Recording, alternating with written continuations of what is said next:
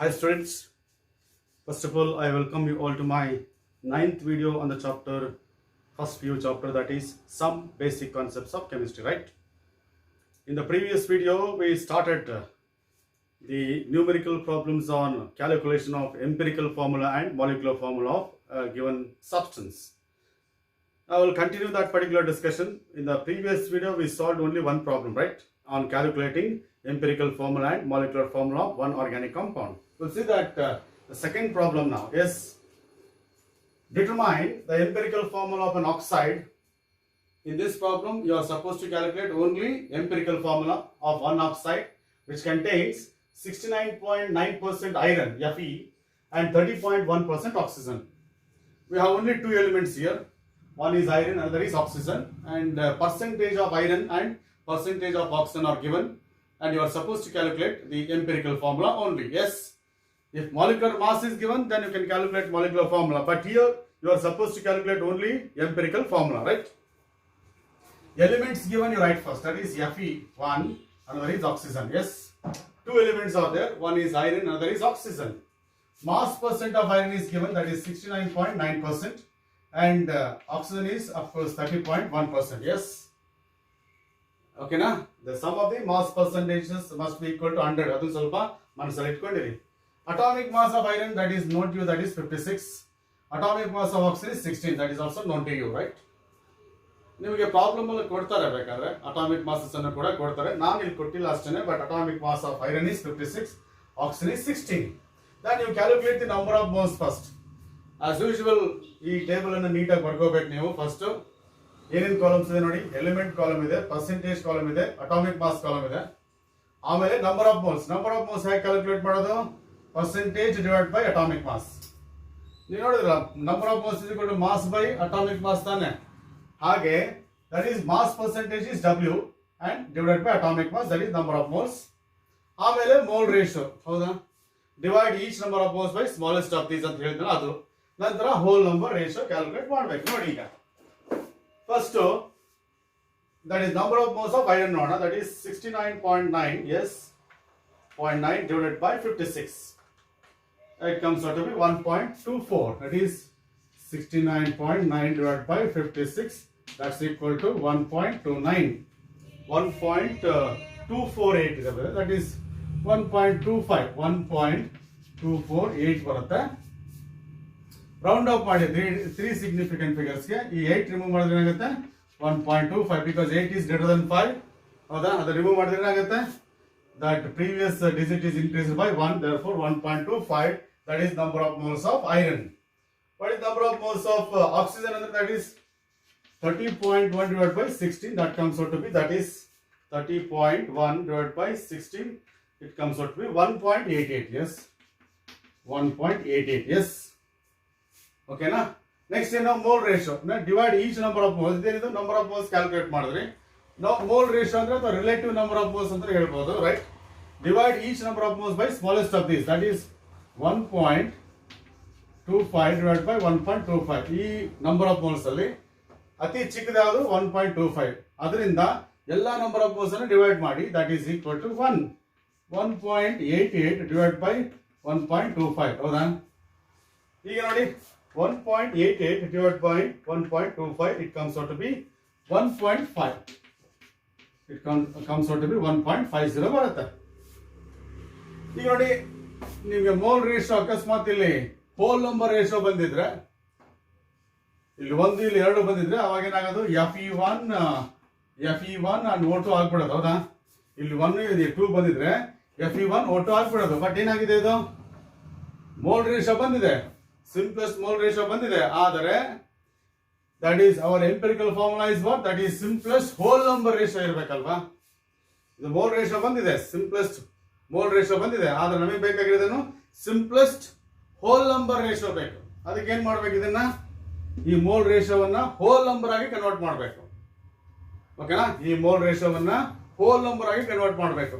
ಈಗ ಅದು ಕನ್ವರ್ಟ್ ಮಾಡ್ಲಿಕ್ಕೆ ಏನ್ ಮಾಡ್ಬೇಕಂದ್ರೆ, you multiply these mole ratios by one smallest digit so that you can get the smallest whole number ratio. ಈಗ ನೋಡಿ 1 into 1 is equal to 1, 1.5 into 1 is equal to 1, 1.5. ಹೌದಾ? ಈಗ ನಮಗೇನು ಬರಲಿಲ್ಲ, ಹೋಲ್ ನಂಬರ್ ರೇಷಿಯೋ ಬರಲಿಲ್ಲ. ಇಲ್ಲಿ ಏನಾಯ್ತು, 1.5 ಇಸ್ ಅ ಫ್ರಾಕ್ಷನ್ ಅಲ್ಲಿ ಬಂತು, ಹೌದಾ?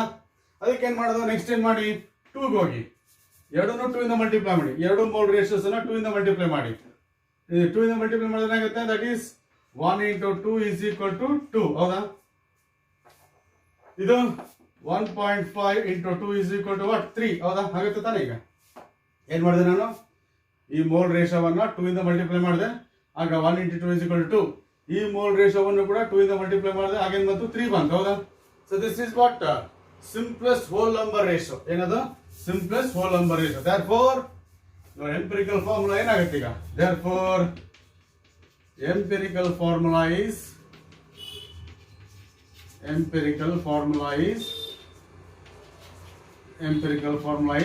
1, I mean that is Fe ಎಷ್ಟಿದೆ, 2 ಇದೆ, Fe2, O ಎಷ್ಟಿದೆ, 3 ಇದೆ, that is O3. This is what we call it as empirical formula of oxide of iron, that is Fe2O3. ಅರ್ಥ ಆಯ್ತು ಅನ್ಕೋತೀನಿ, ಓಕೆನಾ? ಪ್ರೀವಿಯಸ್ ಪ್ರಾಬ್ಲಮ್ ಅಲ್ಲಿ ನಮಗೆ ಇದೇ ಕಾಲಮ್ ಅಲ್ಲಿ ಹೋಲ್ ನಂಬರ್ ರೇಷಿಯೋ ಬಂದಿತ್ತು. ಪ್ರೀವಿಯಸ್ ಪ್ರಾಬ್ಲಮ್ ಅಲ್ಲಿ ಇದೇ ಕಾಲಮ್ ಅಲ್ಲಿ ನಮಗೆ ಹೋಲ್ ನಂಬರ್ ರೇಷಿಯೋ ಬಂದಿತ್ತು, ಆಗ we have stopped there itself. But ಇಲ್ಲಿ ಏನಾಗಿದೆ, ಸಿಂಪ್ಲೆಸ್ಟ್ ರೇಷಿಯೋ ಬಂದಿದೆ, ಬಟ್ ಹೋಲ್ ನಂಬರ್ ರೇಷಿಯೋ ಬಂದಿಲ್ಲ. ಅದಕ್ಕೆ ಏನ್ ಮಾಡಬೇಕು, we need whole number ratio. ಅದಕ್ಕೆ ಏನ್ ಮಾಡಿದ್ವಿ, we multiplied both the ratios by smallest number so that you can get yes, it is whole number ratio, that is 1 into 2 is equal to 2, 1.5 into 2 is 3. Therefore empirical formula is Fe2O3. This is how you can solve this particular problem. Yes, so just note it down, correct and note ಮಾಡ್ಕೊಳ್ಳಿ, ಓಕೆನಾ? Screenshot ತಗೊಂಬಿಡಿ, ಓಕೆನಾ? So this is what we call it as calculation of empirical formula. ಆಗ್ಬೋದಾ? Note it down. We'll come to the third problem on calculating empirical formula and molecular formula. Yes, an organic compound contains 57.82% carbon, 3.6% hydrogen, and the rest is oxygen. Percentage of carbon is given, percentage of hydrogen is given. Percentage of carbon is 57.82, percentage of hydrogen is 3.6, and the rest is oxygen. And the remaining is oxygen anta artha. Rest is oxygen andre remaining is oxygen. That is percentage of oxygen is equal to 100 minus percentage of carbon minus percentage of hydrogen. ಯಾಕಂದ್ರೆ sum of the percentage of all the three elements should be equal to 100. ಇಲ್ಲಿ 57.82 ಇದೆ, ಇಲ್ಲಿ 3.6 ಇದೆ, remaining ಏನಾಗುತ್ತೆ, 100 minus percentage of carbon, percentage of hydrogen. That is percentage of oxygen ಕೊಟ್ಟಿದ್ರೆ okay, ಕೊಟ್ಟಿಲ್ಲಲ್ವಾ? Rest is oxygen ಅಂದಾಗ ಏನ್ ಮಾಡಬೇಕು, 100 minus 57.82 minus 3.6 ಅಂತ ಮಾಡ್ಕೊಂಡು that is equal to, yes, ಎಷ್ಟಾಗುತ್ತೆ ನೋಡಿ, that is 100 minus 57.82 minus 3.6, it comes out to be 38.58. That is 38.58. Yes, that is 38.58 ಆಗುತ್ತೆ. This is sum of the, ಇವೆಲ್ಲ ಮೂರನ್ನ ಆಡ್ ಮಾಡಿಬೇಕಾದ್ರೆ ನಿಮಗೆ ಏನಾಗುತ್ತೆ, 100% ಆಗುತ್ತೆ. ಎಸ್, ಓಕೆನಾ? ಅದಕ್ಕೆ ಏನ್ ಮಾಡಬೇಕು, 100 ಇಂದ ಇವೆರಡು ಪರ್ಸೆಂಟೇಜ್ ಸಬ್ಟ್ರಾಕ್ಟ್ ಮಾಡ್ಬಿಟ್ರೆ ಏನಾಗುತ್ತೆ, ನಿಮಗೆ ಪರ್ಸೆಂಟೇಜ್ ಆಫ್ ರಿಮೈನಿಂಗ್ ಎಲಿಮೆಂಟ್ ಸಿಗುತ್ತೆ, ದಟ್ ಈಸ್ ಆಕ್ಸಿಜನ್ ಸಿಗುತ್ತೆ, ಓಕೆನಾ? ಈ ಅಟಾಮಿಕ್ ಮಾಸ್ ನಿಮಗೆ ಗೊತ್ತಿದೆ, ಕಾರ್ಬನ್ 12, ಹೈಡ್ರೋಜನ್ 1, ಆಕ್ಸಿಜನ್ 16, ಇದು ನಿಮಗೆ ಗೊತ್ತಿರೋ ವಿಚಾರ. ಎಸ್, ಓಕೆನಾ? ಈಗ ನೋಡಿ ಇನ್ನೊಂದೇನಿದೆ, vapour density of compound is given. Vapour density ಕೊಟ್ಟಿದ್ದಾರೆ, ಮಾಲಿಕ್ಯುಲರ್ ಮಾಸ್ ಅಲ್ಲ, ನಿಮ್ಗೆ ಕೊಟ್ಟಿರೋದೇನು, ವೇಪರ್ ಡೆನ್ಸಿಟಿ. ಯಾಕೆಂದ್ರೆ we have one relationship between, yes, it is molecular mass and vapor density. Vapor density ಮತ್ತೆ molecular mass ಮಧ್ಯೆ ಒಂದು ರಿಲೇಶನ್ಶಿಪ್ ಇದೆ. ನಿಮಗೆ ವೇಪರ್ ಡೆನ್ಸಿಟಿ ಗೊತ್ತಿದ್ರೆ molecular mass ಗೊತ್ತಾಗುತ್ತೆ. Therefore that is molecular mass is equal to vapor density into 2 ಅಂತ ಒಂದು formula ಇದೆ. Molecular mass is equal to vapor density into 2. Vapor density ಎಷ್ಟು, 83 into 2 is equal to 166. This is what we call it as molecular mass of, yes, it is given organic compound. And of course the vapor density is once again relative density. So it is obtained by comparing density of a given vapor to the density of hydrogen. The ratio of density of a given vapor to the density of, yes, it is what we call it as hydrogen gas. That is what we call it as vapor density, right? Okay, na? So vapor density is related to molecular mass by the equation vapor density into 2, that is 83 into 2, that's equal to 166. That's equal to 166. Okay na? ಈಗ ನೋಡಿ, ಈಗ percentage of element ಗೊತ್ತಿದೆ, atomic masses ಗೊತ್ತಿದೆ. ಈಗ ಏನ್ ಮಾಡಿ, number of moles ಏನಾಗುತ್ತೆ, that is 57.82 divided by 12. That comes out to be yes, 57.82. That is 57.82 divided by yes, it is 12. It comes out to be 4.81. 4.81 ಬರುತ್ತೆ. Yes. ಆಮೇಲೆ 3.6 by 1 is equal to 3.6 by 1. That's equal to 3.6. ಹೌದಾ?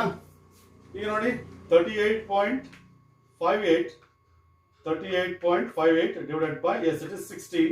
It comes out to be 2.41. That is 38.58 divided by yes, it is 16. It is equal to yes, it is 2.41. 2.41. Yes. Again, one thing you got, what is that? Number of moles you got. Carbon number of moles 4.81, hydrogen 3.6, oxygen ಎಷ್ಟು 2.41. ಈಗ ಏನ್ ಮಾಡಬೇಕು, divide each by smallest of this. ಈ ಮೂರಲ್ಲಿ ಅತಿ ಚಿಕ್ಕದು 2.41. therefore 4.81 divided by 2.41. ಹೌದಾ? 4.81 divided by 2.41. that comes out to be, ನೋಡಿ ಎಷ್ಟಾಗುತ್ತೆ, 4.81 divided by 2.41. it comes out to be 1.995 ಬರುತ್ತೆ. and of course I take it as approximate it as 2 ಮಾಡ್ಕೋಬೋದಲ್ಲ. 1.95 ನ 995 ನ 2 ಅಂತ ಮಾಡ್ಕೋಬಹುದು.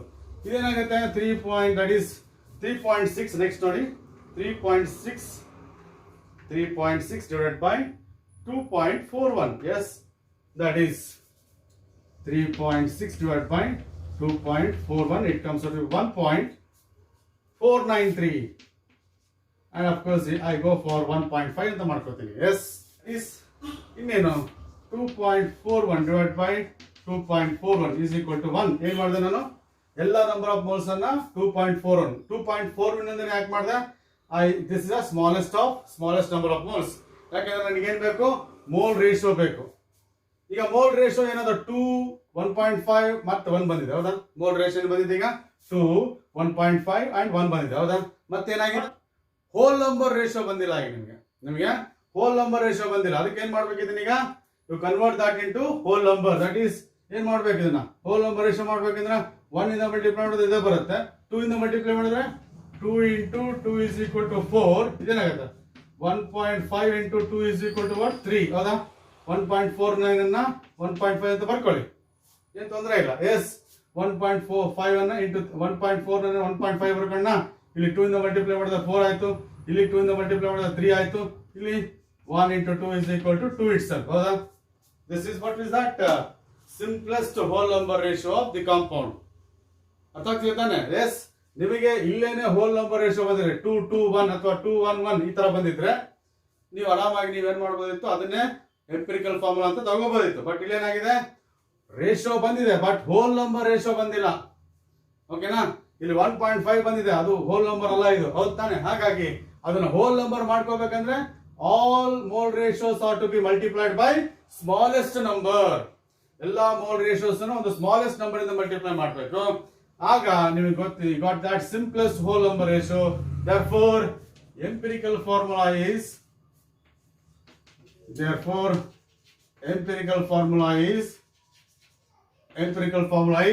C4. ಹೌದಾ? C4 ಆಮೇಲೆ H3 ಆಮೇಲೆ O2. this is what we got empirical formula there. ಹೌದಾ? ಈಗ ನೋಡಿ ಎಂಪಿರಿಕಲ್ ಫಾರ್ಮುಲಾ ಮಾಸ್ ಏನಾಗುತ್ತೆ ನೋಡಿ. ಎಂಪಿರಿಕಲ್ ಫಾರ್ಮುಲಾ ಮಾಸ್ ಬೇಕಲ್ಲ ನಮಗೆ. in order to determine molecular formula you need empirical formula mass ಏನು, that is atomic mass of carbon is 12 into 4 plus 1 into 3 plus 16 into 2. ನೋಡಿ, atomic mass of carbon is 2 4 ಇದೆ, atomic mass of hydrogen 1 3 ಇದೆ, atomic mass of oxygen 16 2 ಇದೆ. ಎಷ್ಟಾಗುತ್ತೆ ನೋಡಿ, that is empirical formula mass. that comes out to be yes 48 plus 3 plus yes it is 32. it comes out to be 83 there. empirical formula mass ಎಷ್ಟು 83 ಆಯ್ತು. yes, ನಿಮಗೆ molecular mass ಎಷ್ಟು ಬಂದಿದೆ, 166 ಬಂದಿದೆ. therefore n is equal to molecular mass divided by empirical formula mass. ಹೌದಾ? n is equal to what, molecular mass divided by empirical formula mass. Actually, you need n value for writing molecular formula. Therefore, 166 divided by 83, it comes out to be 2. N value is 2. Therefore, molecular formula is equal to n into empirical formula. Yes, molecular formula is equal to n into empirical formula. And then n is 2 there. Howda? Calculate madurala. What is empirical formula? C4H3O2. Howda? Multiply ಮಾಡಿ C8H6O2. This is what we call it as molecular formula. Therefore, molecular formula is C8H6O2.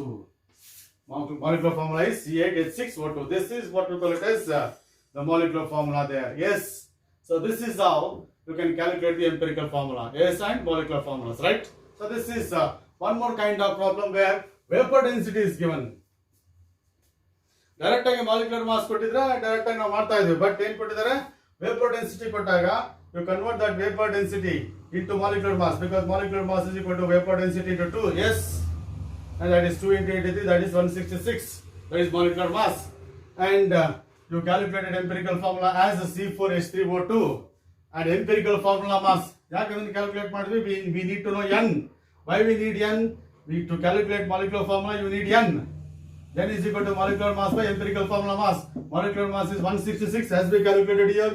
Empirical formula mass is 83 as we calculated here. 166 by 83 is equal to 2. Therefore, molecular formula is equal to n into empirical formula 2 into empirical formula C4H3O2, and that is what we call it as the molecular formula. Yes, Agboda, note it down and take a screenshot, and we'll see the next problem. Yes, go for it. We'll go to the fourth problem. Yes, an organic compound contains 40.9% carbon, 4.5% hydrogen, and the rest is oxygen. ಏನು ಮಾಡಿದ್ದಾರೆ, carbon ಎಷ್ಟಿದೆ 40.9% ಇದೆ, hydrogen ಎಷ್ಟಿದೆ 4.55% ಇದೆ, and the remaining is oxygen. The molecular mass of compound is given 180. ಅವಾಗಲೇ vapor density ಕೊಟ್ಟಿದ್ರು, ಈಗ molecular mass ಅನ್ನು ಡೈರೆಕ್ಟ್ ಆಗಿ ಕೊಟ್ಟಿದ್ದಾರೆ. Yes, find the molecular formula. Yes, ಈಗ ನೋಡಿ, ನಿಮಗೆ percentage of carbon ಗೊತ್ತು, percentage of hydrogen ಗೊತ್ತು. Therefore, you calculate the percentage of oxygen. That is percentage of oxygen equals ಏನು ಬರ್ತದೆ 100 minus percentage of carbon minus percentage of hydrogen. ಹೌದಾ, ಅವಾಗಲೇ ಮಾಡಿದ್ವಲ್ಲ ಅದೇ ತರ 100 minus percentage of carbon is 40.9% minus 4.5%. ಹೌದಾ, so that is, you just go for it. This is percentage of oxygen. That is percentage of oxygen is equal to, yes, 100 minus 40.9 minus 4.55. Yes, it is equal to 54.55. 54.55. This is percentage of oxygen that you calculated. ಕೊಟ್ಟರೆ ಸರಿ, ಕೊಡದಿದ್ರೆ calculate ಮಾಡಬೇಕು. Remaining is oxygen ಅಥವಾ rest is oxygen ಅಂತ ತಕ್ಷಣ 100 minus percentage of carbon minus percentage of hydrogen. Yes, ಈಗ ನೋಡಿ, atomic mass of carbon ಗೊತ್ತಿದೆ, that is called, this is hydrogen, and of course it is oxygen as usual. Same thing. ಹೌದಾ, number of moles ಏನಾಗುತ್ತೆ ನೋಡಿ, that is 40.9 by 12, 4.55 divided by 1, ಆಮೇಲೆ 54.55 divided by, yes, it is 16. This is that is number of moles. Mass divided by molecular mass. ಹೌದಾ, mass divided by atomic mass. 40.9 divided by 12 ಅಂದಾಗ 3.40. 3.408 ಬರುತ್ತೆ, ಏನು ತೊಂದರೆ ಇಲ್ಲ, 41 ಬರ್ಕೋಬಹುದು. ಇದು 4.55 ಬರುತ್ತೆ. Yes, that is 54.55 divided by 16. It comes to be 3.4. Yes, of course, 3.4 once again. Yes, this is what we call it as number of moles. 54.55 divided by 16 ಎಷ್ಟಾಗುತ್ತೆ? That comes out to be 3.4. This is what number of moles. ನಾನು ಹೇಳ್ತಿದ್ದೆ, divide each by smallest of these. ಹೀಗಾಗುತ್ತೆ, smallest ಯಾವುದು 3.4. 3.4 divided by 3.4, that's equal to 1. 4.55 divided by 3.4, ಆಮೇಲೆ 3.4 divided by 3.4. ಹೌದಾ, ಓಕೆನಾ? S, ಇದು ಒಂದಾಗುತ್ತೆ. ಇದೆಷ್ಟಾಗುತ್ತೆ ನೋಡಿ, that is 4.55 divided by 3.4. It comes out to be 1.33. ಈಗ interesting, ನಾನು ಹೇಳ್ತಾ ಇದ್ದೆ ನಿಮಗೆ ಎಂಪಿರಿಕಲ್ ಫಾರ್ಮುಲಾ ಬರೀಲಿಕ್ಕೆ ಸ್ಮಾಲೆಸ್ಟ್ ಹೋಲ್ ನಂಬರೇ ಬೇಕು, ಸ್ಮಾಲೆಸ್ಟ್ ಹೋಲ್ ನಂಬರ್ ರೇಷಿಯೋನೇ ಬೇಕು. ಇದು mole ratio, but it is not hole number ratio, ಹೌದಾ? ಹಾಗಾಗಿ ಏನ್ ಮಾಡೋದು, ಈಗ 1 ಇಂದ ಮಲ್ಟಿಪ್ಲೈ ಮಾಡೋಣ, ಇದೇ ಬರುತ್ತೆ. 2 ಇಂದ ಮಲ್ಟಿಪ್ಲೈ ಮಾಡಿದ್ರೆ ಇದು 2 ಆಗುತ್ತೆ, ಇದು 2 ಆಗುತ್ತೆ. ಇದು ಎಷ್ಟಾಗುತ್ತೆ? 1.33 ಇಂಟು 2 ಎಷ್ಟಾಗುತ್ತೆ? 2.66 ಆಗುತ್ತೆ, ಹೌದಾ? 2.66 ಆದ್ರೂ ಕೂಡ ಅದನ್ನ 3 ಮಾಡ್ಕೊಳಕ್ ಬರಲ್ಲ, ಹೌದಾ? ಹೌದ್ ತಾನೆ? ಅದು ಮತ್ತೆ ನಿಮಗೆ 2 ಇಂದ ಮಲ್ಟಿಪ್ಲೈ ಮಾಡಿದಾಗ ಕೂಡ ನಮಗೆ ಏನ್ ಸಿಗ್ಲಿಲ್ಲ? ಹೋಲ್ ನಂಬರ್ ರೇಷಿಯೋ ಸಿಗ್ಲಿಲ್ಲ. 2.66 2 ಸಿಕ್ತು, ಹೌದಾ? ಫಸ್ಟ್ 2 ಬರುತ್ತೆ, ಆಮೇಲೆ 2, ಆಮೇಲೆ 2.66 ಬರುತ್ತೆ, ಆಮೇಲೆ 2. ಯಾವಾಗ? If all these ratios are multiplied by 2. 2 ಇಂದ ಮಲ್ಟಿಪ್ಲೈ ಮಾಡಿದ್ರು ಕೂಡ ನಮಗೆ ಹೋಲ್ ನಂಬರ್ ರೇಷಿಯೋ ಸಿಗಲ್ಲ. ಈಗ ನೆಕ್ಸ್ಟ್ ನಂಬರ್ಗೆ ಹೋಗಿ 3 ಇಂದ ಮಾಡಿ. That is 1 into 3 is equal to 3. 3 ಇಂದ ಮಲ್ಟಿಪ್ಲೈ ಮಾಡಿ. ಎಲ್ಲ ಹೋಲ್ ರೇಷಿಯೋಸ್ ಅನ್ನ, ಮೋಲ್ ರೇಷಿಯೋಸ್ ಅನ್ನ, ಎಲ್ಲ ಮೋಲ್ ರೇಷಿಯೋಸ್ ಅನ್ನ 3 ಇಂದ ಮಲ್ಟಿಪ್ಲೈ ಮಾಡಿ. 1 into 3 is equal to 3. ಈಗ 1.33 into 3 equals ಎಷ್ಟಾಗುತ್ತೆ? 3.99. It comes out to be 4, ಹೌದಾ? 3.99 ಅನ್ನ 4 ಅಂತ ಬರ್ಕೋಬಹುದು. ಈಗ 1 into 3 is equal to 3, ಹೌದಾ? ಈಗ ಏನಾಯ್ತು ನೋಡಿ, carbon is 3, hydrogen is 4 and oxygen is 3. This is whole number ratio ಏನು? 3 4 3, ಹೌದಾ? ಕಾರ್ಬನ್ 3, ಹೈಡ್ರೋಜನ್ 4 and oxygen 3, ಹೌದಾ? This is whole number ratio. ಅರ್ಥ ಆಯ್ತು ಅನ್ಕೋತೀನಿ. ಈ ಮೋಲ್ ರೇಷಿಯೋ ಏನಾದ್ರು ಹೋಲ್ ನಂಬರ್ ರೇಷಿಯೋ ಬಂದ್ರೆ ನಿಮಗೆ ಫರ್ದರ್ ಸ್ಟೆಪ್ ಹೋಗೋ ಅವಶ್ಯಕತೆ ಇಲ್ಲ. ಹೋಲ್ ನಂಬರ್ ರೇಷಿಯೋ ಬರ್ಲಿಲ್ಲ ಅಂದ್ರೆ you keep on multiplying the mole ratios by smallest number so that you will get yes, it is whole number ratio. 1.5 2.5 ಬಂದ್ರೆ 2 ಇಂದ ಮಲ್ಟಿಪ್ಲೈ ಮಾಡಬಹುದು. 1.33 ಓಕೆನಾ, 2.33 ಬಂದ್ರೆ ಏನ್ ಮಾಡಬೇಕು? 3 ಇಂದ ಮಾಡಬೇಕಾಗುತ್ತೆ. ಆಗ ನಿಮಗೆ ಹೋಲ್ ನಂಬರ್ ರೇಷಿಯೋ ಬರುತ್ತೆ, ಓಕೆನಾ? ಸೊ ಹಾಗಾಗಿ ಎಂಪಿರಿಕಲ್ ಫಾರ್ಮುಲಾ ಏನಾಗುತ್ತೆ ಈಗ? That is empirical formula is equal to, therefore empirical formula is equal to, yes it is C3, yes H4, ಹೌದಾ? ಆಮೇಲೆ O3. This is empirical formula. yes ಆಮೇಲೆ ಏನ್ ಮಾಡ್ತಾರೆ? that is empirical formula ಏನಾಗುತ್ತೆ? empirical formula mass is equal to 3 into 12 plus 4 into 1 plus 3 into 16. ಏನು ಮಾಡಿದೆ? 3 carbon atoms into atomic mass, 4 hydrogen atoms into atomic mass, 3 oxygen atoms into atomic mass. That is 36 plus 4 plus 48, and of course it is comes out to be, yes it is ಎಷ್ಟಾಗುತ್ತೆ ನೋಡಿ? that is 88 ಆಗುತ್ತೆ. yes ಎಷ್ಟಾಗುತ್ತೆ? 88 ಆಗುತ್ತೆ. empirical formula mass is 88 ಆಗುತ್ತೆ. therefore that is n is equal to molecular mass, n is equal to molecular mass divided by empirical formula mass. That is 180 divided by 88. That comes out to be, yes, 180 divided by 88. That comes out to be 2.04. And that is approximately equal to 2. That is n ಏನಾಯ್ತು ಈಗ? 2 ಆಯ್ತು. Therefore molecular formula is equal to, yes,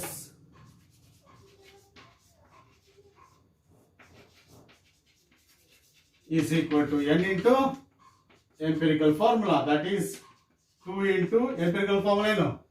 C3H4O3, ಹೌದಾ? empirical formula ಎಷ್ಟು? C3H4O3 ಬಂದಿದೆ. Multiply ಮಾಡಿ ಏನಾಗುತ್ತೆ? that is H8, of course, 2 into C3H6, 2 into H4H8, 2 into O3 C6, O6, of course. This is what we call it as molecular formula, that is C6H8O6. So this is how you need to calculate. Yes, it is empirical formulas. ಇಲ್ಲಿ previous problemಗೂ ಈ problem ಏನು ವ್ಯತ್ಯಾಸ ಅಂದ್ರೆ, ಇಲ್ಲಿ hole number ratio ಏನಾಗಿತ್ತು? That is mole ratio ಏನಾಗಿತ್ತು? 1.33 ಬಂದಿದೆ. ಅದನ್ನ ರೌಂಡ್ ಅಪ್ ಮಾಡಕ್ಕಾಗಲ್ಲ. ಅದಕ್ಕೆ ಏನ್ ಮಾಡೋದು? ಅದನ್ನ we multiplied each ratios by small number, that is 3. 2 ಮಾಡಿದಾಗ ಕೂಡ ನಮಗೆ ಬರಲಿಲ್ಲ. 2 ಇಂದ ಮಲ್ಟಿಪ್ಲೈ ಮಾಡಿದ್ರೆ ಬರಲಿಲ್ಲ. ಅದಕ್ಕೆ ಏನ್ ಮಾಡಿದ್ವಿ? 3 ಗೆ ಹೋದ್ವಿ. 3 ಗೂ ಬರಲಿಲ್ಲ ಅಂದ್ರೆ 4 ಗೆ ಹೋಗ್ಬೇಕ್ರಿ, ಅಷ್ಟೇನೆ. 4 ಗೆ ಯಾವಾಗ ಹೋಗ್ಬೇಕು ಗೊತ್ತಾ? ಮೋಲ್ ರೇಷಿಯೋ 1.25 ಬಂದ್ರೆ 4 ಗೆ ಹೋಗ್ಬೇಕಾಗತ್ತೆ. ಮೋಲ್ ರೇಷಿಯೋ 1.25 ಬಂದ್ರೆ 4 ಗೆ ಹೋಗ್ಬೇಕಾಗತ್ತೆ. ಮೋಲ್ ರೇಷಿಯೋ 1.33 ಬಂದ್ರೆ 3 ಗೆ ಹೋಗ್ಬೇಕಾಗತ್ತೆ. ಮೋಲ್ ರೇಷಿಯೋ 1.5 ಬಂದ್ರೆ ಎಲ್ಲಿಗೆ ಹೋಗ್ಬೇಕಾಗ? go for, yes it is 2 ಗೆ ಹೋಗ್ಬೇಕಾಗತ್ತೆ. ಹಾಗಾಗಿ so you need to go for it. Careful ಆಗಿ ನೀವು ಡಿಸೈಡ್ ಮಾಡಬೇಕು, ಓಕೆನಾ?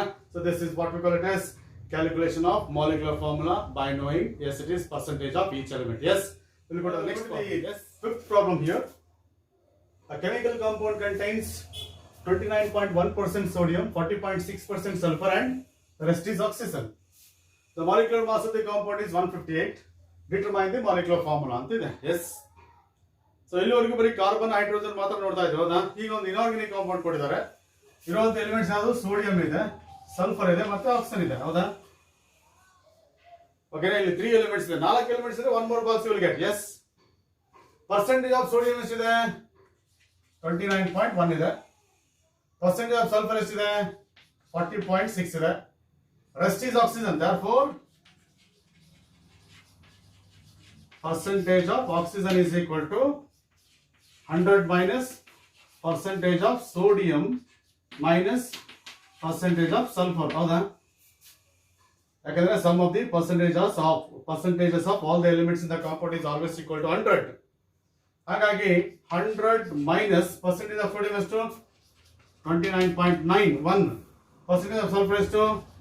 40.6 ಆಗುತ್ತೆ. That is equal to, ಓಕೆನಾ, 100 minus 29.1 minus 40.6, it comes out to be 30.3 there. That is 30.3%. This is what we call it as percentage of oxygen. That is 30.3. ಮತ್ತೆ ಹೇಳ್ತಾ ಇದ್ದೀನಿ, ಇವೆಲ್ಲ 3 ಪರ್ಸೆಂಟೇಜಸ್ ಅನ್ನು ಆಡ್ ಮಾಡಿದ್ರೆ 100 ಆಗಬೇಕು. ಓಕೆನಾ. ಅಟಾಮಿಕ್ ಮಾಸ್ ಆಫ್ ಅವರೇ ಕೊಟ್ಟಿದ್ದಾರೆ. ಸೋಡಿಯಂ 23, ಸಲ್ಫರ್ 32, ಆಕ್ಸಿಜನ್ 16 ಅಂತ ಹೇಳ್ಬಿಟ್ಟು ಅವರೇ ಕೊಟ್ಟಿದ್ದಾರೆ. ಓಕೆನಾ. ಈಗ ನಂಬರ್ ಆಫ್ ಮೋಲ್ಸ್ ಕ್ಯಾಲ್ಕುಲೇಟ್ ಮಾಡ್ಬೇಕು. ಏನು? 29.1 divided by 23. ಎಸ್. ಇದು 40.6 divided by 32. ಎಸ್. ಇದು 30.3 divided by 16. ಹೌದಾ? Mass divided by atomic mass. Yes. 29.1 divided by, yes, it is 23. It comes out to be 1.265. And 40.6 ಇದೆ. 40.6 ಇದೆ divided by 32. It comes out to be 1.26 once again. 1.26 once again. Yes. 30.3 ಇದೆ divided by 16. It comes out to be 1.89. That is 1.9 ಬರ್ಕೊಳ್ಳಿ. ಏನು ತೊಂದರೆ ಇಲ್ಲ. 1.89 ಅನ್ನ 1.9 ಬರ್ಕೋಬಹುದು. S. ಈಗ ಬನ್ನಿ, divide each by smallest of this. Smallest of 1.26. 1.26 divided by 1.26. 1.26 divided by 1.26. ಹೌದಾ? 1.9 divided by, yes, it is 1.26. ಹೌದಾ? ಎಲ್ಲ ಮೋಲ್ಸ್ ಅನ್ನ, ನಂಬರ್ ಆಫ್ ಮೋಲ್ಸ್ ಅನ್ನ ಸ್ಮಾಲ್ ನಂಬರ್ ಇಂದ ಡಿವೈಡ್ ಮಾಡೋದು. Then you are going to get mole ratio. That is 1. This is 1, and of course 1.9 divided by 1.26. It comes out to be 1.5 ಆಯ್ತು. ಹೌದಾ? ಎಷ್ಟಾಗುತ್ತೆ ಈಗ? 1.5 ಅಂತ. ಹೌದಾ? ಏನ್ ಮಾಡ್ಬೇಕು ಈಗ? ಹೇಳಿ ನೋಡೋಣ. ಇದು mole ratio, simplest mole ratio, but it is not simplest whole number ratio. ಹಾಗಾಗಿ to convert this into whole number ಏನ್ ಮಾಡಬೇಕು? 1 into 2 is equal to 2. 1 into 2 is equal to 2. ಇದು 1.5 into 2 is equal to what? 3 ಆಗುತ್ತೆ. S. Therefore, empirical formula is equals, sodium 2 ಇದೆ, Na2, sulfur 2 ಇದೆ, that is S2, oxygen 3 ಇದೆ, that is O3. This is Na2S2O3, that is empirical formula of a compound. ಈಗ empirical formula mass ನೋಡಿ.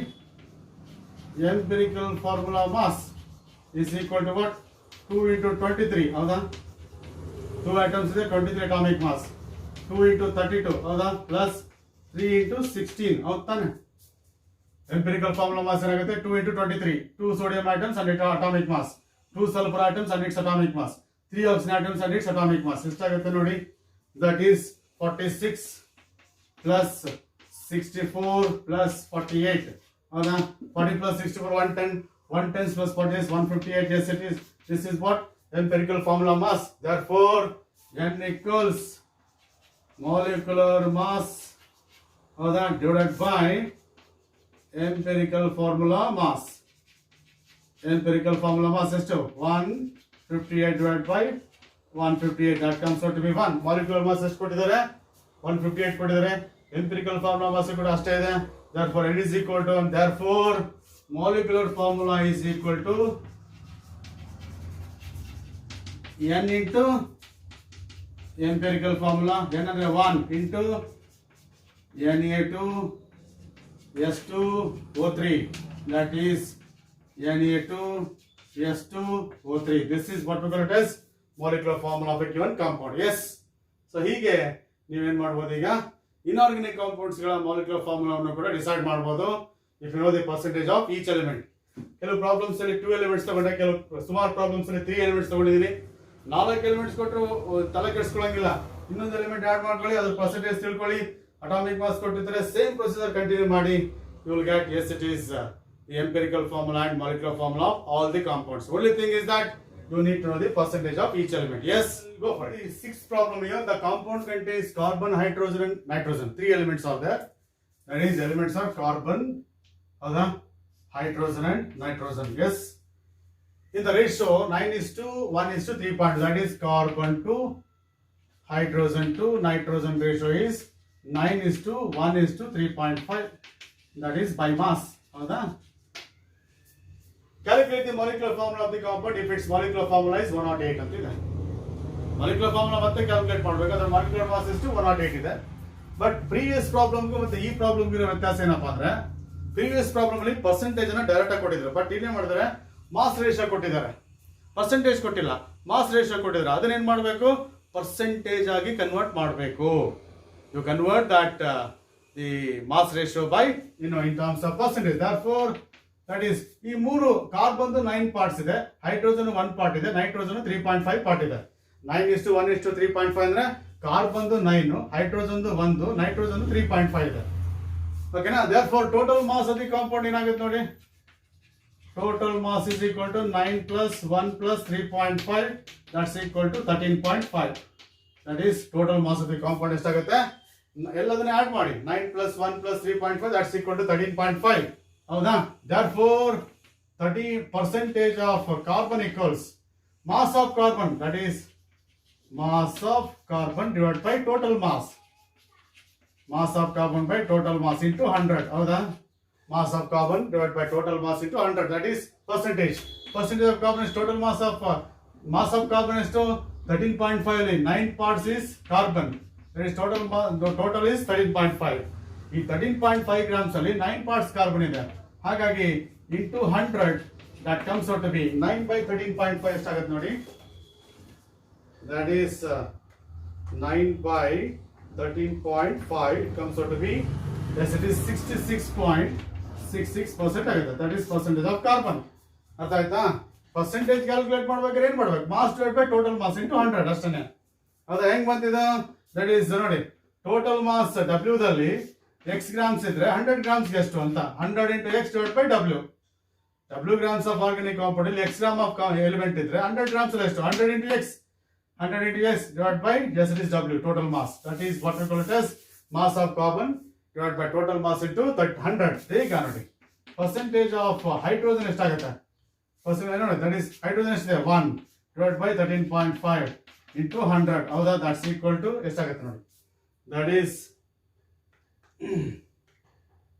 1 divided by 13.5, it comes out to be into 100, it comes out to be 7 point, yes it is 40%. this is percentage of, yes it is hydrogen.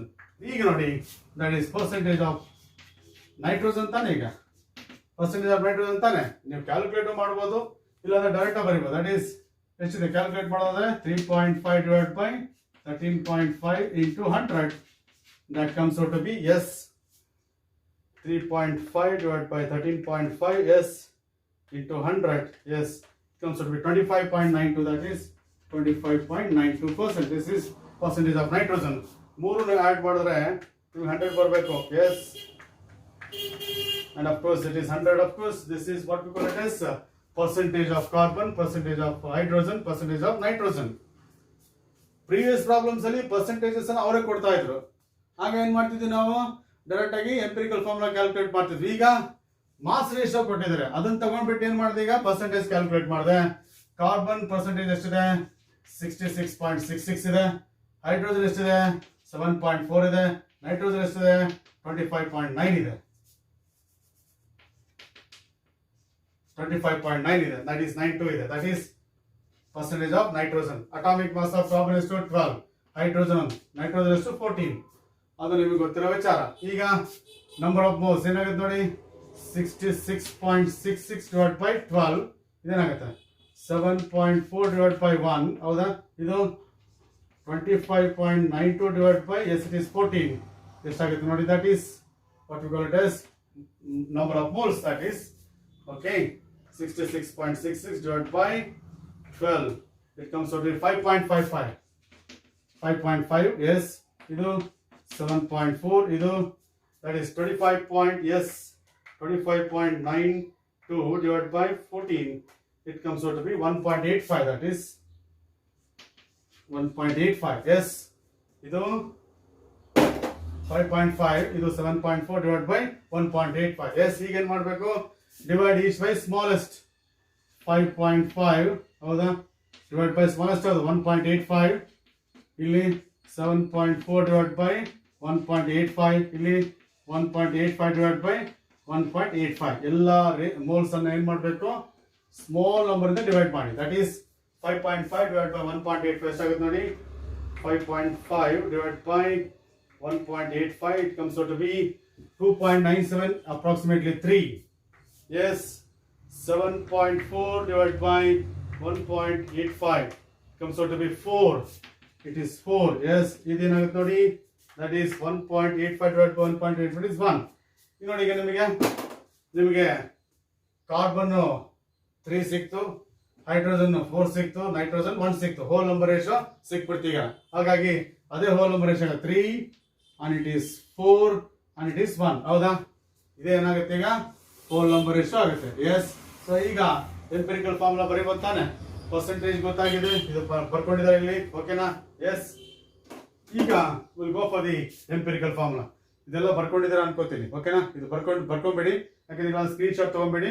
Next ಏನ್ ಮಾಡ್ತೀನಿ, remove ಮಾಡ್ಬಿಟ್ಟು ಈಗ I go for calculating empirical formula. Yes, that is empirical formula is equal to, that is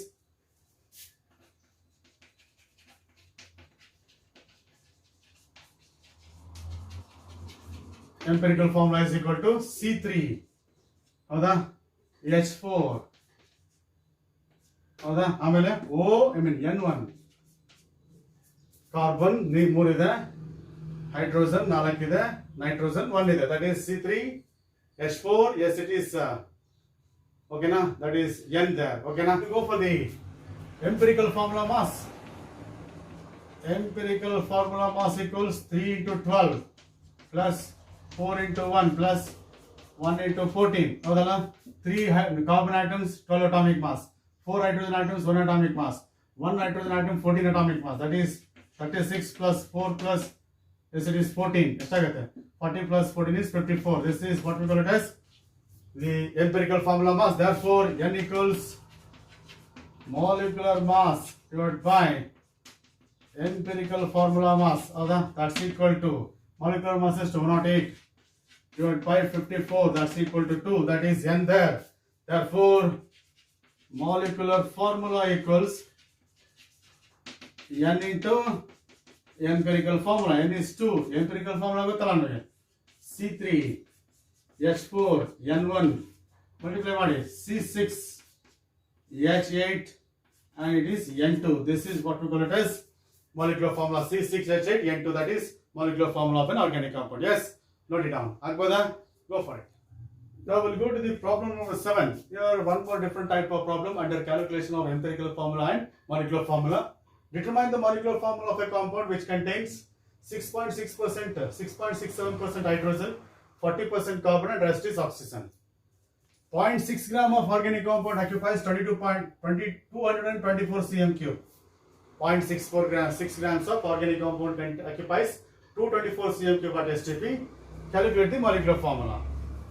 Previous problem ಗೂ ಈ problem ಏನು ವ್ಯತ್ಯಾಸ ಅಂತಂದ್ರೆ, ಇಲ್ಲಿ ಮಾಲಿಕ್ಯುಲರ್ ಮಾಸ್ ಅನ್ನ ಡೈರೆಕ್ಟ್ ಆಗಿ ಕೊಟ್ಟಿಲ್ಲ. And you have to decide the molecular mass, then only you can calculate the percentage. ಓಕೆನಾ? ಎಲಿಮೆಂಟ್ಸ್ ಆಗಿದೆ ನೋಡಿ, ಕಾರ್ಬನ್ ಇದೆ, ಹೈಡ್ರೋಜನ್ ಇದೆ, ಆಕ್ಸಿಜನ್ ಇದೆ. ಹೌದಾ? ಅಟಾಮಿಕ್ ಪರ್ಸೆಂಟೇಜ್ ಎಷ್ಟಿದೆ? ಕಾರ್ಬನ್ 40 ಇದೆ. ಎಸ್. ಆಮೇಲೆ ಹೈಡ್ರೋಜನ್ 6.67 ಇದೆ. Rest is oxygen. ಅದೇ percentage of oxygen equals 100 minus percentage of carbon minus percentage of hydrogen that's equal to 100 minus percentage of carbon is to 40 minus 6.67. Subtract ಮಾಡಿ, you will get the percentage of oxygen, that is 100 minus 40 minus 6.67, it comes out to be 53.33. 53.33. ಹೌದಾ? ಇದು percentage of oxygen, that is 53.33. This is percentage of oxygen. As usual, atomic mass 12, hydrogen is 1, and of course oxygen is 16. Number of moles 40 by 12, here 6.67 by 1, here 53.33 divided by 16. ಇದನ್ನ simplify ಮಾಡಿ, ಈಗ ಎಷ್ಟಾಗುತ್ತೆ ನೋಡಿ, that is 40 by 12, it comes out to be 3.33. ಹೌದಾ? ಇದು 6.67. ಹೌದಾ? This is 53.33, that is 53.33 divided by 16, it comes to be 3.33. ಹೌದಾ? 3.33. ಈಗ divide each by smallest. 3.33 divided by 3.3, 6.67 divided by 3.3, 3.3 divided by 3.3. ಹೌದಾ? This is equal to 1, this is equal to 2, this is equal to 1. Hole number ratio ಬಂದ್ಬಿಟ್ಟಿದೆ, ಮತ್ತೆ multiply ಮಾಡೋ ಅವಶ್ಯಕತೆ ಇಲ್ಲ. This is the whole number ratio 1 to 1. therefore empirical formula is that's equal to C1H2O1. C1H2O1. This is what we call it as empirical formula. Therefore empirical formula mass is equal to S 1 into 12 plus 2 into 1 plus 1 into 16. ಯಾಕೆ? ಒಂದಿದೆ carbon atom, atomic mass 12, ಎರಡಿದೆ hydrogen, atomic mass 1, oxygen ಒಂದಿದೆ, atomic mass 16. Yes, and it comes out to be 12 plus 2 plus 16.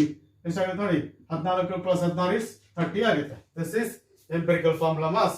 ಈಗ ನಮಗೆ molecular, that is N is equal to what? Molecular mass divided by empirical formula mass. ಹೌದಾ? molecular mass divided by empirical formula mass. ಈಗ molecular mass ಹೆಂಗೆ calculate ಮಾಡೋದು ಅಂತ ಪ್ರಶ್ನೆ ಬಂದಾಗ, ಈಗ ನೋಡಿ, that is on the basis of this 224 cm cube of that compound occupies 0.6 grams. 224 cm cube of that compound occupies 0.6 grams at STP. ನಿಮಗೆ ಗೊತ್ತಿದೆ. And on the basis of molar volume concept ಏನಪ್ಪ ಅಂದ್ರೆ, the mass of 22,400 cm cube of any gas ಅಥವಾ any compound is equal to, yes, it is molecular mass at STP conditions. ಹೌದಾ? 224 cm cube of that compound will have a mass 0.6 gram. therefore 22,400 cm cube ಎಷ್ಟಾಗುತ್ತೆ? that is 22,400 into 0.6 divided by 224, it comes out to be 60 grams. divide ಮಾಡಿ, this is 100 times. ಹೌದಾ? this is 100 into 0.6 is 60. that is the mass of 22,400 cm cube of any compound at STP is called gram molecular mass. therefore the molecular mass is equal to 60. Molecular mass is equal to 60. therefore N is equal to 60 by 30, that's equal to 2, that is N ಎಷ್ಟಾದೀಗ 2 ಆಯ್ತು. therefore the molecular formula is equal to, that is molecular formula is equal to N into empirical formula, that is 2 into empirical formula is C1 H2O1, that's equal to C2 H4O2. this is what we call it as molecular formula C2 H4O2, that is. ಹೌದಾ? ನೋಡಿ, ಎಷ್ಟು varieties ಅಲ್ಲಿ ನಾವು ಈ ಪ್ರಶ್ನೆನ, ಈ ಒಂದು problems ಅನ್ನ ಸಾಲ್ವ್ ಮಾಡಬಹುದು. ಸ್ವಲ್ಪ ನೋಡಿ ನೀವೇನೆ. Varieties of, yes, it is the questions you can expect. ಯಾಕಂದ್ರೆ ನಿಮಗೆ ಡೈರೆಕ್ಟ್ ಆಗಿ ಪರ್ಸೆಂಟೇಜ್ ಕೊಟ್ರೆ, ಡೈರೆಕ್ಟ್ ಆಗಿ ಮಾಲಿಕ್ಯುಲರ್ ಮಾಸ್ ಕೊಟ್ರೆ ಏನು ಪ್ರಾಬ್ಲಮ್ ಇಲ್ಲ. ಆದ್ರೆ ಕೆಲವು ಸರಿ ಏನಾಗುತ್ತೆ ಅಂದ್ರೆ ಡೈರೆಕ್ಟ್ ಆಗಿ ಯಾವ್ದನ್ನು ಕೊಡಲ್ಲ, ಇಂಡೈರೆಕ್ಟ್ ಆಗಿ ಕೊಟ್ಟಿರ್ತಾರೆ. ಅದನ್ನ ರಿಕ್ವೈರ್ಡ್ ಫಾರ್ಮ್ ಕನ್ವರ್ಟ್ ಮಾಡ್ಕೊಂಡು ನೀವೇನ್ ಮಾಡ್ಬೇಕು, ಕ್ಯಾಲ್ಕುಲೇಷನ್ಸ್ ಮಾಡ್ಬೇಕು. ಹಾಗಾದ್ರೆ for this particular formula, that is compound, molecular formula is C4H2O2. this is molecular formula. yes, agboda? okay na? we'll go to the next problem. yes, 0.45 grams of an organic compound gave 0.4 grams of carbon dioxide, 0.44 grams of carbon dioxide and 0.09 grams of water. yes, ಒಂದು organic compound ಇದೆ, ಅದನ್ನು burn ಮಾಡಿದಾಗ 0.45 grams of organic compound ಅನ್ನು burn ಮಾಡಿದಾಗ 0.44 grams of carbon dioxide ಬರುತ್ತೆ, 0.09 grams of hydrogen ಬರುತ್ತೆ. ಓಕೆನಾ? And molecular mass of the compound is 90 ಇರ್ತದೆ.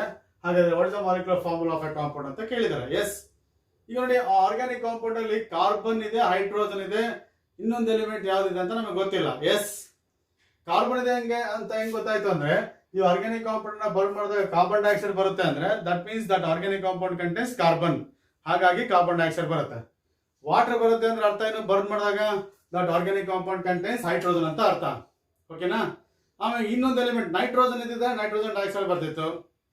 ಆದ್ರೆ ಕಾರ್ಬನ್ ಮತ್ತು ಹೈಡ್ರೋಜನ್, ಕಾರ್ಬನ್ ಡೈಆಕ್ಸೈಡ್ ಮತ್ತೆ ವಾಟರ್ ಮಾತ್ರ ಬಂದಿರೋದ್ರಿಂದ ನಾನೇನು ಯೋಚನೆ ಮಾಡ್ಬೋದು, the organic compound May contains carbon and hydrogen and the remaining is oxygen ಅಂತ ನಾವು ಅಸ್ಯೂಮ್ ಮಾಡ್ಬೋದು. Because the products of the burning are carbon dioxide and water.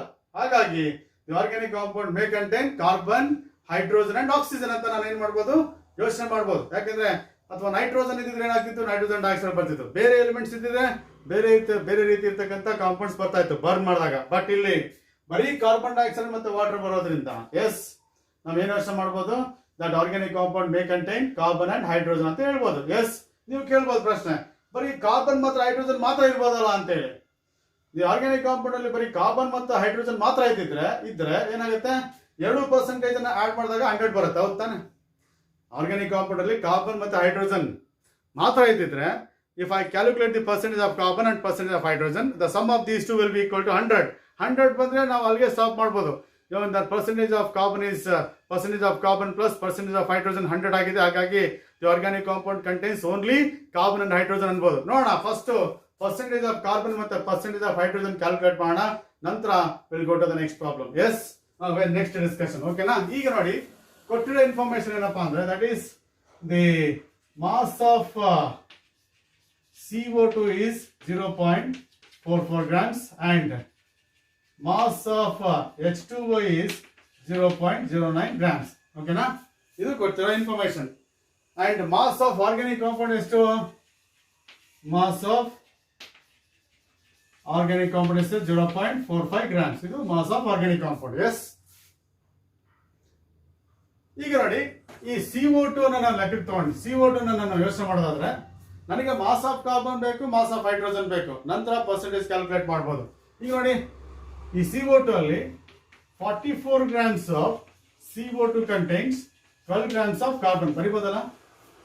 Because CO2 ಹೌದಾ, atomic mass 12, carbon 2 into 16 that's equal to what, 44 ಹೌದಾ? 44 grams of carbon dioxide ಅಲ್ಲಿ 12 grams of carbon ಇದ್ರೆ yes 0.44 grams of carbon dioxide ಎಷ್ಟು? ಯಾಕಂದ್ರೆ mass of carbon dioxide ಎಷ್ಟಿದೆ, 0.44 ಇದೆ. 0.44 into 12 divided by 44, it comes out to be 0.12 grams. It comes out to be 0.12 grams. That is 44 into 10 to the power minus 2 ಆಗುತ್ತೆ. 44 cancel ಆಗುತ್ತೆ. 100 by 12 is 0. ಎಷ್ಟಿದೆ? 12 by 100 is 0.12 grams. ಓಕೆನಾ? ಈಗ ನೋಡಿ, ಈಗ mass of carbon ಬಂದು, therefore percentage of carbon is equal to S, that is mass of carbon, yes, divided by mass of organic compound. Mass of organic compound, yes, into 100. ಹೌದಾ? Percentage of carbon ಅಂದ್ರೆ ಏನು? Mass of that element divided by total mass of the compound into 100. Mass of carbon is 0.1. Divided by 0.45. That is mass of organic compound. Yes, into 100. That comes out to be, yes, ಎಷ್ಟಾಗುತ್ತೆ? 0.12 into 100. Yes, it is divided by 0.45. It comes to be 26.66. That is, so 26.66% is the percentage of carbon. Yes. ಆಮೇಲೆ ಇನ್ನೊಂದು data ನೋಡಿ, ಈಗ water ತಗೊಂಡ್ರೆ water molecular mass ಅಷ್ಟು 18. ಆ 18 grams ಅಲ್ಲಿ hydrogen ಎಷ್ಟಿದೆ, 2 grams ಇದೆ, ಆಕ್ಸಿಜನ್ ಎಷ್ಟಿದೆ, 16 ಇದೆ. ಹಾಗಾಗಿ ನಾನೇನು ಹೇಳ್ಬೋದು, ಈಗ 18 grams of water contains 2 grams of hydrogen ಹೇಳ್ಬೋದು ತಾನೆ? 18 grams of water contains 2 grams of hydrogen. ನಿಮ್ಮ ಹತ್ರ ಎಷ್ಟಿದೆ? 0.09 grams of water must contain 0.09 into 2 divided by 18. That is, ಹೌದಾ, 0.18 divided by 18 ಆಗುತ್ತೆ. That is it is equal to 0.01 grams ಆಗುತ್ತೆ ನೋಡಿ. 9 into 10 power minus 2 ಆಗುತ್ತೆ. 9 into 8 is 9 into 2 is 18. 18 cancel 10 power minus 2 ಅಂದ್ರೆ 0.01. S, ಹಾಗಾದ್ರೆ ಮಾಸ್ ಆಫ್ ಹೈಡ್ರೋಜನ್ ಎಷ್ಟು? 0.01 grams. Therefore, percentage of hydrogen is equal to, yes, therefore percentage of hydrogen is equal to, that is, therefore percentage of hydrogen is equal to ಎಷ್ಟಾಗುತ್ತೆ? mass of hydrogen divided by mass of organic compound, ಹೌದಾ, into 100. yes, that is mass of hydrogen ಎಷ್ಟಿದೆ? 0.01 into 100 divided by 0.45. So that's equal to ಎಷ್ಟಾಗುತ್ತೆ ನೋಡಿ, that is 1 divided by 0.45, 2.22%, that is 2.22%, that is carbon hydrogen, ಹೌದಾ. Carbon ಎಷ್ಟಿದೆ? 26.66 ಇದೆ, ಹೌದಾ. Hydrogen ಎಷ್ಟಿದೆ? 2.2% ಇದೆ, ಹೌದಾ. ಅಕಸ್ಮಾತ್ ಆಗಿ ಆರ್ಗ್ಯಾನಿಕ್ ಕಾಂಪೌಂಡ್ ಬರೀ ಕಾರ್ಬನ್ ಮತ್ತೆ ಹೈಡ್ರೋಜನ್ ಇದ್ದಿದ್ರೆ ಎರಡು ಸೇರಿದ್ರೆ 100 ಆಗ್ಬಿಡ್ಬೇಕಿತ್ತು. 100 ಆಗ್ತಿಲ್ಲ ಅಂದ್ರೇನು? ಇನ್ನೊಂದು ಎಲಿಮೆಂಟ್ ಇದೆ, ಆಕ್ಸಿಜನ್ ಇದೆ. ಯಾಕಂದ್ರೆ ನಮಗೆ ಪ್ರಾಡಕ್ಟ್ಸ್ ಅಲ್ಲಿ ಕಾರ್ಬನ್ ಡೈಆಕ್ಸೈಡ್ ಮತ್ತು ವಾಟರ್ ಬಿಟ್ರೆ ಬೇರೆ ಯಾವುದೂ ಬಂದಿಲ್ಲ. ಹಾಗಾದ್ರೆ ಪರ್ಸೆಂಟೇಜ್ ಆಫ್ ಆಕ್ಸಿಜನ್ ಎಷ್ಟಾಗುತ್ತೆ? That is percentage of oxygen is equal to ಏನು ಹೇಳಿದ್ನೆ? ದಟ್ ಈಸ್ 100 ಮೈನಸ್, ಹೌದಲ್ಲ, ಪರ್ಸೆಂಟೇಜ್ ಆಫ್ ಕಾರ್ಬನ್ ಎಷ್ಟು? 26.66 minus percentage of hydrogen is to 2.22. That comes out to be, yes, that is 100 minus 26.66 minus 2.22. It comes out to be 71 point. Yes, it is 71.12. That is 71.12. This is what percentage of oxygen, that is 71.12. So then I think percentage of oxygen ಸಿಕ್ತು, ಹೌದಾ. Percentage ಸಿಕ್ಕ ಮೇಲೇನು? Atomic mass 12, hydrogen 1, oxygen 16. Yes, ಈಗ number of moles calculate ಮಾಡಿ. That is 26.66 divided by 12. It comes out to be, that is 26.66 divided by 12. That's equal to 2.21. Yes. ಆಮೇಲೆ that is 2.22 divided by 1. That is 2.22. That is ಇದು ಕೂಡ 2.22 ಬರುತ್ತೆ. And then 71.12 divided by 16. It's equal to, yes, it is 71.12 divided by 16. 71.12 divided by 6. 4.45. Yes. And of course, mole ratio. Divide each by smallest. Smallest is 2.22. 2.22 divided by 2.22. That is 4.45 divided by 2.22. That is equal to 1. 1. It's equal to 2. ಹೌದು ತಾನೆ? So ಹಾಗಾದ್ರೆ hole number ratio ಏನು? 1 1 and it is 2. That is ಓಕೆನಾ? 1 1 and 2. ಓಕೆನಾ? ಏನ್ ಮಾಡಿದ್ವಿ? ಈ given ಡಾಟಾದಿಂದ mass of carbon ತಗೊಂಡ್ವಿ, ಪರ್ಸೆಂಟೇಜ್ ಆಫ್ ಕಾರ್ಬನ್ ಡಿಸೈಡ್ ಮಾಡಿದ್ವಿ, ಪರ್ಸೆಂಟೇಜ್ ಆಫ್ ಹೈಡ್ರೋಜನ್ ಡಿಸೈಡ್ ಮಾಡಿದ್ವಿ. Percentage of carbon, percentage of hydrogen ಎರಡೂ ಸೇರಿಸಿ 100 ಬಂದಿದ್ದಿದ್ರೆ ನಾವು ಪರ್ಸೆಂಟೇಜ್ ಆಫ್ ಆಕ್ಸಿಜನ್ ಕ್ಯಾಲ್ಕುಲೇಟ್ ಮಾಡೋ ಅವಶ್ಯಕತೆ ಇರಲಿಲ್ಲ, ಹೌದಾ. Percentage of carbon percentage of hydrogen ಸೇರಿದ್ರೆ 100 ಆಗಿಲ್ಲ. ಅದಕ್ಕೋಸ್ಕರ ಇನ್ನೊಂದು ಎಲಿಮೆಂಟ್ ಯಾವ್ದು ಅಸ್ಯೂಮ್ ಮಾಡ್ಬೋದು? ಆಕ್ಸಿಜನ್ನೇ.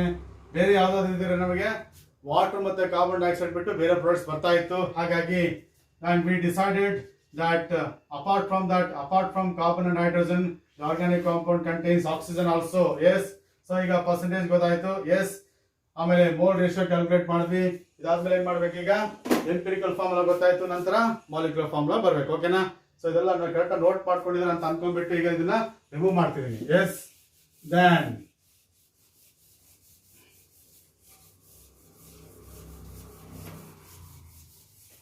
ಈಗ ಬನ್ನಿ. empirical formula is, therefore empirical formula is you know C1 H1 O2. C1 H1 O2. Yes. Then empirical formula mass ಎಷ್ಟಾಗುತ್ತೆ? 12 into 1 plus 1 into 1 plus 16 into 2.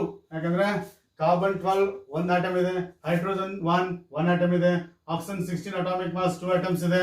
Therefore 12 plus 1 plus 32 there. Yes, and of course that comes out to be 13 plus 32 is 45 is the empirical formula. N is equal to molecular mass divided by empirical formula mass. Molecular mass is 90, empirical formula is 45, that comes out to be 2 there. Therefore molecular formula equals N into empirical formula. N into empirical formula, yes, that is 2 into C1 H1O2, that is C2 H2O4. This is what is that the molecular formula of the compound. Yes, ಅದಾಯ್ತಲ್ವಾ? ಬಹುಶಃ ಇಷ್ಟು varieties ಅನ್ನ ನೀವು expect ಮಾಡ್ಬೋದು. ಈ ತರ questions ಅನ್ನ competitive exams ಅಲ್ಲೂ ಕೇಳ್ತಾರೆ. ಎಸ್, ಓಕೆನಾ? ಸೊ ಕಾಂಪಿಟೇಟಿವ್ ಎಕ್ಸಾಮ್ಸ್ ಅಲ್ಲಿ ಕೇಳಿದ್ರೆ ಅಲ್ಲಿ ಬೇರೆ ರೀತಿ ಸಾಲ್ವ್ ಮಾಡೋದಿದೆ. ಬಟ್ ಇಲ್ಲಿ ನೀವು ಆನ್ಯುವಲ್ ಎಕ್ಸಾಮ್ ಅಲ್ಲಿ ಕೇಳಿದಾಗ ಇದೇ ತರ ಸಾಲ್ವ್ ಮಾಡ್ಬೇಕಾಗತ್ತೆ. ಎಸ್, ಯಾಕಂದ್ರೆ ಈ ಟೇಬಲ್ ನೋಡಿ, ಒಂದು ಇಂಟ್ರೆಸ್ಟಿಂಗ್ ಅಬ್ಸರ್ವೇಷನ್. ಈ ಟೇಬಲ್ ಅಲ್ಲಿ ಇರೋದೆಲ್ಲ ನಿಮಗೆ ಕಾಲಮ್ಸ್ ಗೊತ್ತಾಗ್ಬಿಟ್ರೆ ಇಡೀ ಫಾರ್ಮುಲಾ ಇಡೀ ಕ್ಯಾಲ್ಕುಲೇಷನ್ಸ್ ಈಸಿಯಾಗಿ ಮಾಡ್ಬೋದು. Element, mass, atomic mass, number of moles, mole ratio, whole number ratio. E element, W mass, A atomic mass, N number of moles, M mole ratio, W whole number ratio. ಹೌದಾ? ನೋಡಿ, ಇವ ನಮ್ಮವ ಅಂತ ನೆನ್ಪಿಟ್ಕೊಳ್ಳಿ ಸಾಕು. ಏನು? ಇವ ನಮ್ಮವ ಅಷ್ಟೇ. E element, W, that is what mass. ಹೌದಾ? ಆಮೇಲೆ ಏನು? ಇವ ಹೌದಾ? A ಅಂದ್ರೆ ಅಟಾಮಿಕ್ ಮಾಸ್. ಹೌದಾ? ನೆಕ್ಸ್ಟ್ ಏನು? ಇವ ನಮ್ಮವ number of moles, M mole ratio, hole number ratio. ಇವ ನಮ್ಮವ ಅಂತ ನೆನ್ಪಿಟ್ಕೊಂಡ್ಬಿಟ್ರೆ ಈಸಿಯಾಗಿ ನೀವು ಇದನ್ನ ಈ ಟೇಬಲ್ ಬರೀಬಹುದು. ಈ ಟೇಬಲ್ ಬರೆಯಕ್ ಬಂತಂದ್ರೆ ನ್ಯಾಚುರಲ್ ಆಗಿ ಕ್ಯಾಲ್ಕುಲೇಷನ್ ಮಾಡಕ್ ಬರುತ್ತೆ. ಬಹಳ ಸ್ಟೂಡೆಂಟ್ಸ್ ಏನ್ ಮಾಡ್ತಾರೆ, ಈ ನಂಬರ್ ಆಫ್ ಮೋಲ್ಸ್ ಕ್ಯಾಲ್ಕುಲೇಟ್ ಮಾಡೋದ್ರಲ್ಲಿ ತಪ್ಪು ಮಾಡ್ತಾರೆ. Mass divide by atomic mass, percentage divide by atomic mass ಆಗ್ಬೇಕು. ಉಲ್ಟಾ ಮಾಡ್ತಾರೆ, ಅಟಾಮಿಕ್ ಮಾಸ್ ಬೈ ಪರ್ಸೆಂಟೇಜ್ ಮಾಡ್ತಾರೆ. ಹಂಗಾದ್ರೆ ತಪ್ಪಾಗತ್ತೆ. ಹಾಗಾಗಿ ಫಸ್ಟ್ ಏನ್ ಮಾಡೋದು, ಮಾಸ್, ಆಮೇಲೆ ಅಥವಾ ಪರ್ಸೆಂಟೇಜ್, ಆಮೇಲೆ ಅಟಾಮಿಕ್ ಮಾಸ್. ಹಾಗಾಗಿ ಈ ಟೇಬಲ್ ನೆನ್ಪಿಟ್ಕೊಳ್ಳಿ. ಇವ ನಮ್ಮವ, ಇ ಎಲಿಮೆಂಟ್, ಡಬ್ಲ್ಯೂ ಮಾಸ್, ಮತ್ತೆ ಎ ಅಟಾಮಿಕ್ ಮಾಸ್, ನಮ್ಮವ ಎನ್ ನಂಬರ್ ಆಫ್ ಮೋಲ್ಸ್. ಹೌದಾ? ಆಮೇಲೆ ಏನು? M mole ratio. ಹೌದಾ? ಆಮೇಲೆ ಡಬ್ಲ್ಯೂ ಹೋಲ್ ನಂಬರ್ ರೇಷೋ. ಇಷ್ಟನ್ನ ಕರೆಕ್ಟ್ ಆಗಿ ನೆನ್ಪಿಟ್ಕೊಂಡ್ರೆ ಈಸಿಯಾಗಿ ಕ್ಯಾಲ್ಕುಲೇಷನ್ಸ್ ಮಾಡ್ಬೋದು. ಡೆಫಿನೆಟ್ ಆಗಿ 3 or 4 ಮಾರ್ಕ್ಸ್ಗೆ ಈ ಒಂದು ಪ್ರಾಬ್ಲಮ್ ಎಕ್ಸ್ಪೆಕ್ಟ್ ಮಾಡ್ಬೋದು. ಓಕೆನಾ? ಎಲ್ಲರಿಗೂ ಅರ್ಥ ಆಗಿದೆ ಅಂತ ಅನ್ಕೋತೀನಿ. ಓಕೆನಾ? ಸ್ವಲ್ಪ ರಿಪೀಟೆಡ್ ಆಗಿ ಒಂದು 2-3 ಸರಿ ವಿಡಿಯೋ ನೋಡಿ ಗೊತ್ತಾಗುತ್ತೆ ಈಸಿಯಾಗಿ. ಎಸ್, ಓಕೆನಾ? Thank you very much. Will see the next concept in the next video. ಓಕೆನಾ? Thank you.